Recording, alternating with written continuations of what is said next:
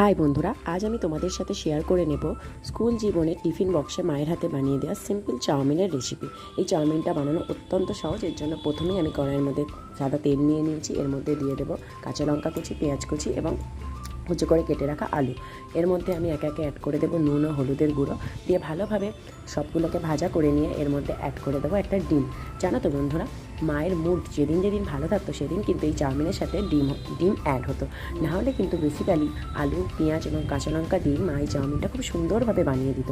এবং যেদিন স্কুলে কারোর টিফিন বক্স থেকে এরকম হলুদ চাউমিন বেরোতো সেদিনে কিন্তু স্কুলের রাজা সেই ছিল। এবার এর মধ্যে আমি অ্যাড করে দিচ্ছি আগে থেকে সেদ্ধ করে রাখা চাউমিন এবং টেস্টের জন্য অল্প পরিমাণে নুন, গোলমরিচের গুঁড়ো এবং চিনিও অ্যাড করে নিলাম।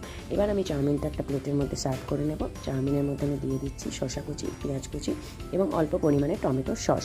জানো তো এই চাউমিনটা দেখতে যতটাই সহজ এবং ইজি, কিন্তু খেতে অত্যন্ত সুস্বাদু হয়ে থাকে।